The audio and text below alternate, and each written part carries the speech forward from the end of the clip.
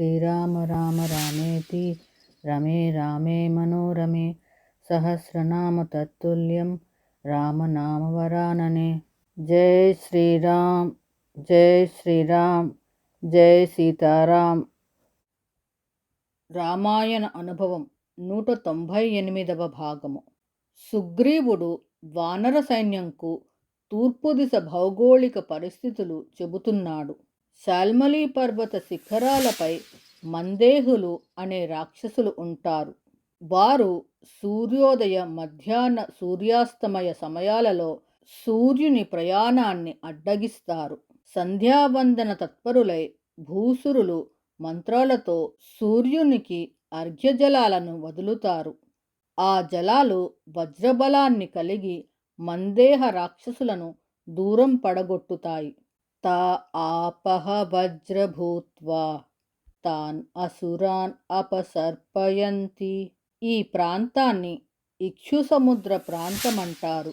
ఇక్కడ సముద్ర జలాలు చెరుకు రసము వలె ఉంటాయి.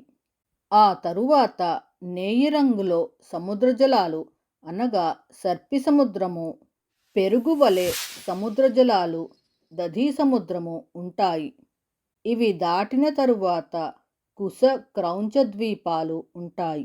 ఆ తరువాత పాల సముద్రము వస్తుంది. సముద్ర జలాలు అందులో పాల వలె, ముత్యాల హారాల వలె ఉంటాయి. దాని మధ్యలో వృషభము అనే పర్వతము ఉంటుంది. అందులో శ్వేతవృక్షాలు, రజత పద్మాలు ఉంటాయి. వాటి మధ్య భాగము బంగారు రంగులో ఉంటుంది. ఈ ప్రాంతంలో రాజహంసలు విహరిస్తుంటాయి. ఈ ప్రాంతములో దేవతలు, యక్ష కిన్నరులు, అప్సరసలతో విహరిస్తూ ఉంటారు. ఆ తరువాత మంచినీటి సముద్రము వస్తుంది. అది ఔర్వము అనే అగ్నితో నిండి ఉంటుంది. అది బడబ అనే ఆడగుర్రము ముఖము నుండి వెలువడుతుంది.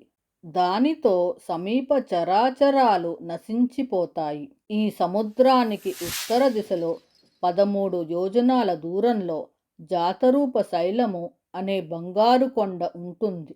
ఆ పర్వతాగ్రంపై సహస్ర శిరములు గల అనంతుడు అనే సర్పరాజు చంద్రకాంతితో నల్లని వస్త్రంతో సర్వభూత నమస్కృతుడై కూర్చొని ఉంటాడు. ఆ మహాత్ముని ధ్వజము 3 ముఖములు గల తాళవృక్షము. ఆ తరువాత ఉదయాచలము మహోన్నతమై సువర్ణవర్ణమై 100 యోజనాల విస్తీర్ణంతో దర్శనమిస్తుంది. దానిపై యోజన వైశాల్యంతో 10 యోజన ఔన్నత్యము కలిగిన సౌమనసము అనే పర్వత శిఖరము ఉంటుంది. త్రివిక్రముడు మేరు శిఖరముపై ఒక పాదాన్ని, ఈ సౌమనస పర్వత శిఖరముపై మరొక పాదాన్ని ఉంచి నిలిచాడట. ఈ పర్వతము ప్రక్కలో సుదర్శన ద్వీపము ఉంటుంది. ఇక్కడ ఉదయ పర్వత కాంతులతో అన్ని వస్తువులు చక్కగా ప్రకాశిస్తాయి. ఈ ద్వీపము సూర్యోదయ ద్వారంగా ఉంటుంది.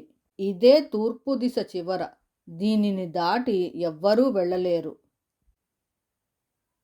శ్రీరామ రామ రామేతి రమే రామే మనోరమే సహస్రనామ తత్తుల్యం రామనామవరాననే.